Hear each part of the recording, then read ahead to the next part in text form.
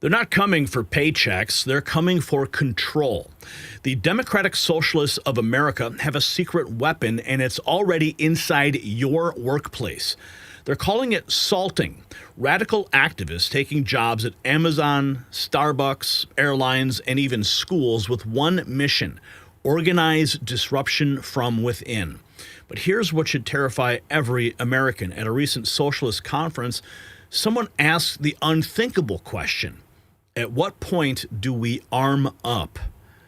This isn't labor organizing. This is economic warfare with a timeline that's pointing to May Day 2028. What you're about to hear will change how you look at every new hire, so don't go anywhere. And when socialist infiltrators target your workplace, your family needs protection. My Patriot Supply gets it, and that's why their 3-month emergency food kit is flying off the shelves.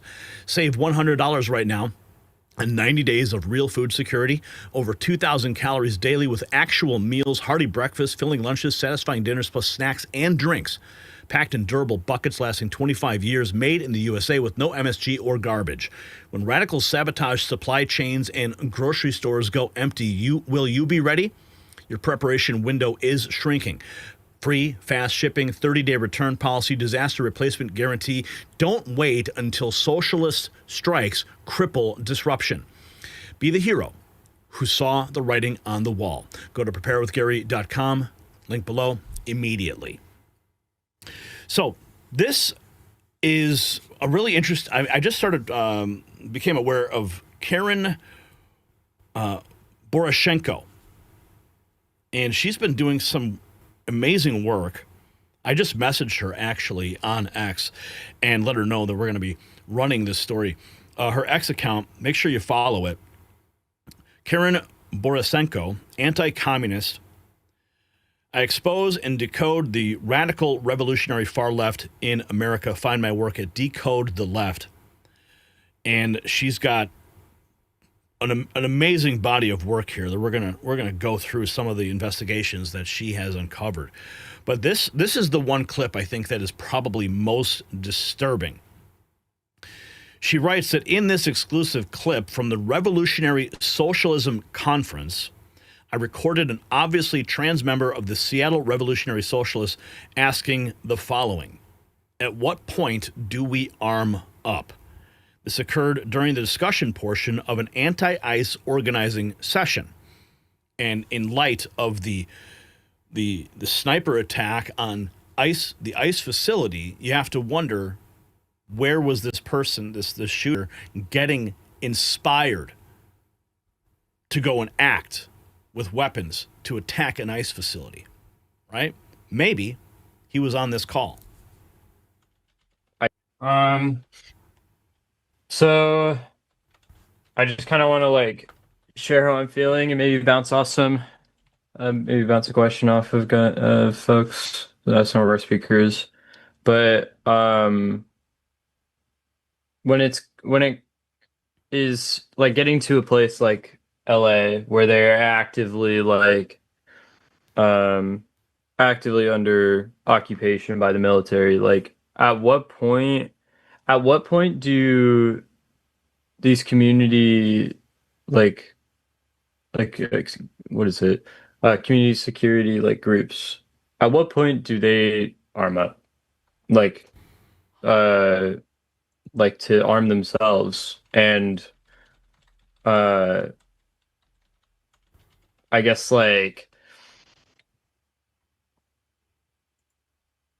don't know. That's just kind of what's going through my head. But yeah, I don't know. That guy fits the description of the Charlie Kirk assassin right there. That guy's probably planning his own right now. And thankfully, Karlyn went ahead and captured that moment. Here is the plan. The socialists taking jobs at Amazon, Starbucks, groceries, airlines, auto, and education, not for paycheck, but to unionize from within. For 3 weeks, She's been inside DSA salting trainings. They're building towards May Day 2028 in a mass general strike to shut down society. Karlyn says the right's biggest lie is when they tell us the socialists don't work. They do, and they're stacking unions, training friends, and planning years ahead.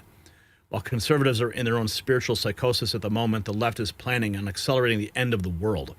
We need to start listening when she says, stop underestimating this. Thank you, Karlyn, for all the work you've been doing. Listen to this. Socialist friends, John. I'm Karlyn Borysenko. I'm an analyst and independent journalist covering the far left in America, and I'm about to tell you about the most terrifying thing the far left is doing that you don't know about yet. For the last 3 weeks, I've been attending SALT training with the Democratic Socialists of America.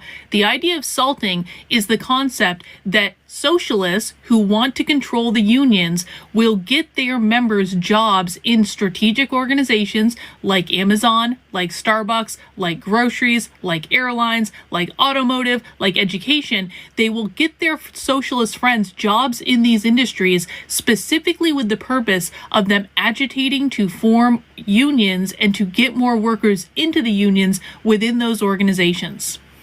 And what attending these trainings has taught me is that the Democratic Socialists of America, through their labor caucus right here, they have a massive network of jobs all over the country where socialists are sitting in jobs in these organizations, and they hire their socialist friends, and then they put them through training, they put them through mentorship. They're not there to do a job. They don't really care about the job. They are there to organize, to form unions. So why is this important?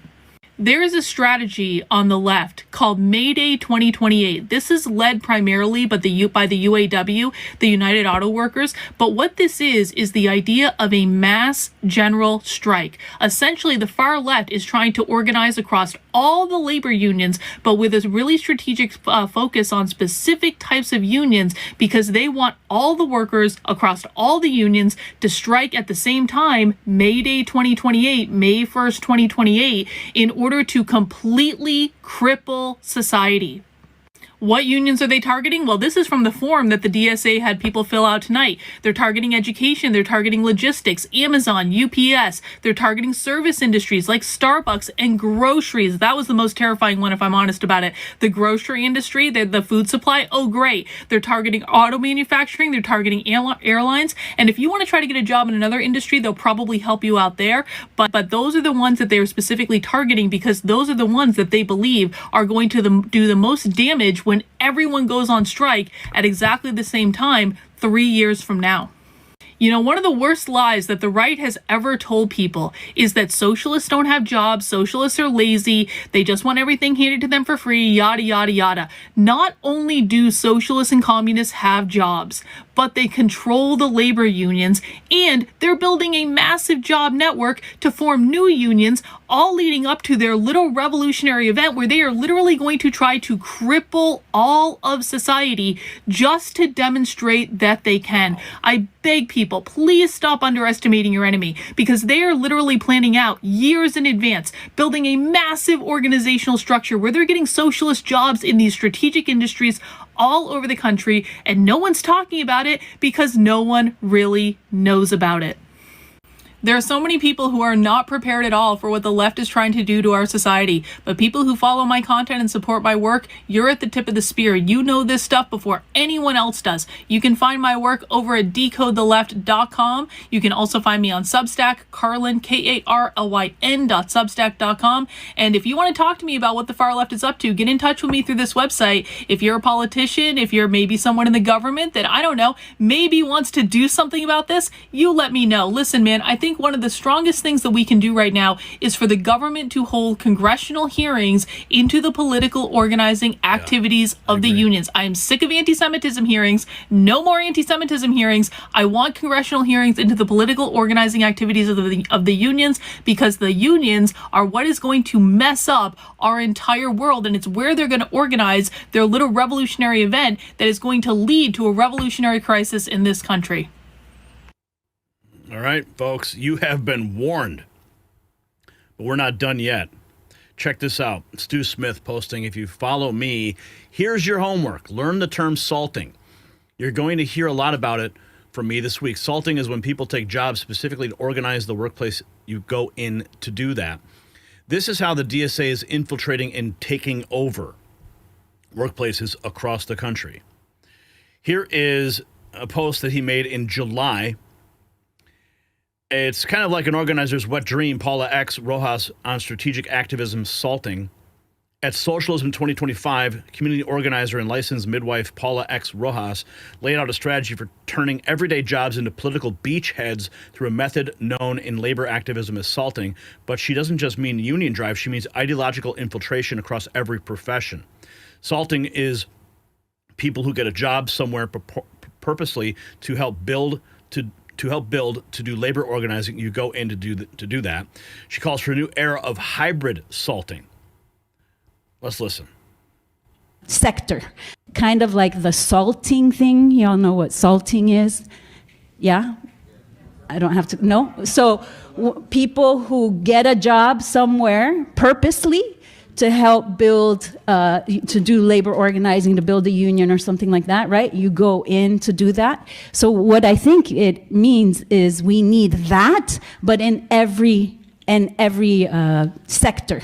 So we need hybrid salting, midwife organizers, librarian organizers, teacher organizers, nurse organizers, electrician organizers. We need less formal organizers where that's your job, where you get paid. My dad, when I was one, he was like, who is paying you to do this? This makes absolutely no sense, so that's where my critique of the nonprofit came from. He was like, nah, this does not add up, So we need that to be thinking like we're salting for those places it's kind of like an organizer's wet dream sometimes. It's part of your job, and you get to do this with people all day as you are the librarian or the teacher or the nurse, right?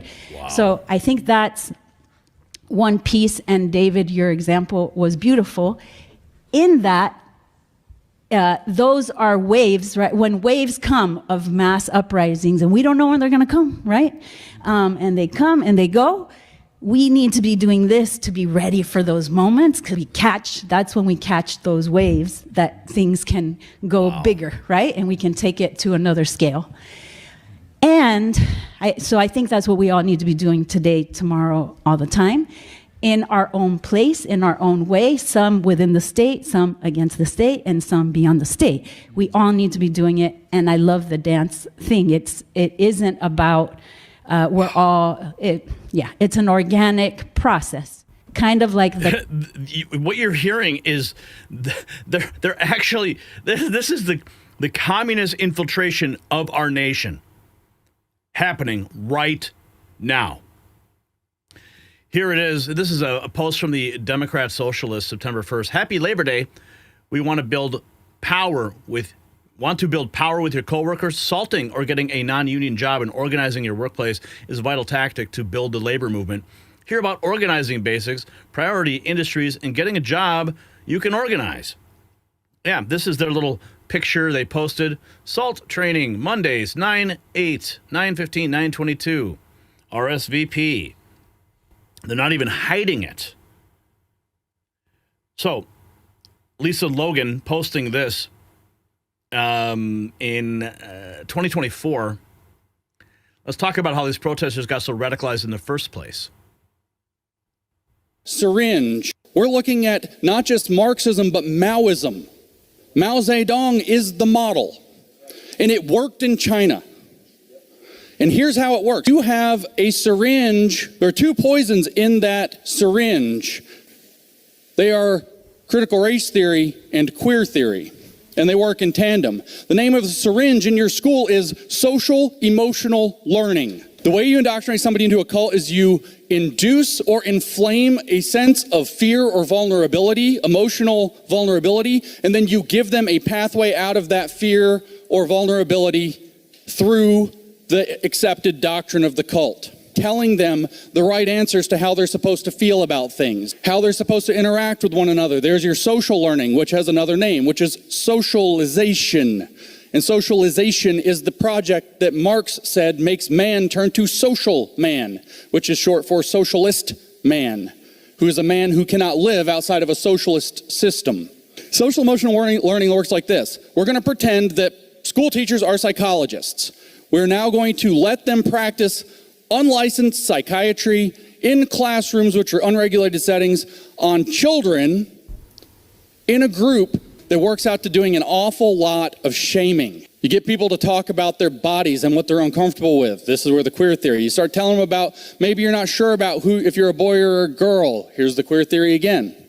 You get them uncomfortable. This is blatant cult indoctrination 101. Now imagine you take something like critical race theory. You've got the syringe of social emotional learning. So you break kids down, cult indoctrination style, psychologically open them up, vulnerability, and then you tell them the way that you actually make them vulnerable is you start talking about their most personal stuff, their identity. And you tell them, maybe you don't feel like wearing a suit and jacket. Maybe you want to wear a dress. Are you a boy or a girl? That's the queer theory side. Or you tell them, this country was founded on white racism, and it's never really gone away. You create a black identity in Maoist terms, white, straight, male. And then you say, well, you know what? You can become an ally. You could do the work, become a revolutionary, red identity. We're looking at... And then they grow up indoctrinated, confused, and they feel they need to take out people. Oh my goodness. This is crazy. But it's happening right now. We're uncovering it. Here, Karlyn writes, when I was undercover with the far left over the weekend, I went to a workshop with Antifa in the park where they taught us how to do this. The woman with the purple hair who led it is a teacher. She says, I don't know her name, but she mentioned being a teacher. So, I mean, this woman is going into these organizing sessions and documenting exactly what's happening inside of ICE, or inside of Antifa. She was quote tweeting Ford Fisher, the video of ICE and other federal agents firing tear gas and sting balls against protesters attempting to blockade gate outside Broadview, Illinois ICE facility. So what she's saying here is she was learning how they are going to go and protest and block these ICE facilities. Now here's a longer post that she made, a follow-up to that 4-minute video we watched. This was 24 hours ago. She posted, last night I told you the Democrat Socialists of America are assaulting workplaces by getting their members jobs so they can agitate to form unions. They're targeting Amazon, education, grocery, airlines, auto workers, and more. Hear them say it in this exclusive clip.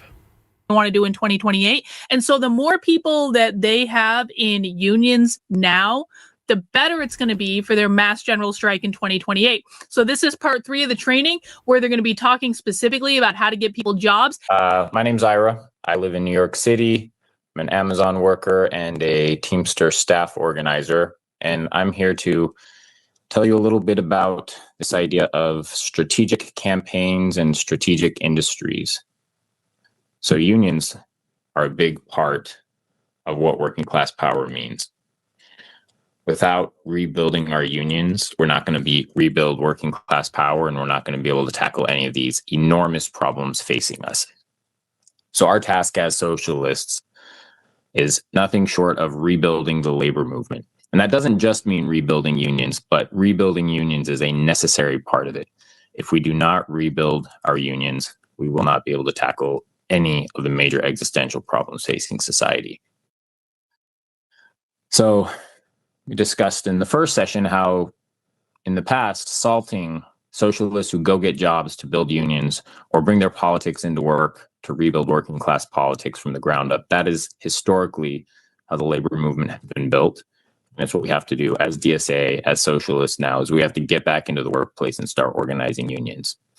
If unions continue to shrink, it doesn't just affect the workers in existing unions, it affects all workers. Union density, union militancy, all of that is related to workers being in unions and participating in those unions. So as socialists, it's up to us to accept responsibility to what socialists have done in the past to deal with this existential problem of a weak working class. So how do we do it? It's not, and it never has been, just about workers building power where they're at. That's part of it, and it can be part of it. But it requires a bigger picture analysis of looking at which workers hold the most economic and political power, which sectors in the economy, which industries, which types of workplaces are most crucial to the functioning of the economy, and which companies are shaping the future of society. Those are where we can build strongholds of worker power. Those are where we can start. It can kind of be that Archimedean point, right? Because if we're just organizing anywhere, but we're not concentrating on where we can hit the capitalists the hardest, then it's going to be a lot harder for us to win. So I like to think of it as a number of questions. Number one, how can we bring the most workers into the fight? But then how can we also hit capitalism where it's the weakest and where we can do the most damage? And that's where the question of strategic focus comes from. Wow. Some workplaces in this respect are more strategic than others. So I'm going to go ahead. I'm going to repost this. It's about 14 minutes long. So you need to see the full video. It'll be at the top of my X feed. And this is just wild, man. They are transmitting it. They're telegraphing it right now about their plans to disrupt everything. If you got value from this report, tap subscribe. My final thought is next. So this is a fifth column operation, plain and simple. When DSA members openly discuss arming themselves while infiltrating critical infrastructure, we've crossed from activism to insurrection. They're not seeking better wages. They're positioning for economic sabotage timed to political events. Karlyn Borysenko risked her safety going undercover to expose this. The evidence is undeniable. Organized cells taking jobs specifically to cripple America from within. May Day 2028 isn't just a date, it's a deadline for chaos. Every hiring manager needs to understand exactly what's happening. Every American worker deserves to know if their new coworker is there to help or to sabotage. So here's my question. Should employers be allowed to screen for DSA membership when hiring? Drop a yes or no. Let's have a conversation in the comments. And while you're here, support real journalism. Check out our merch shop. It's linked in the description.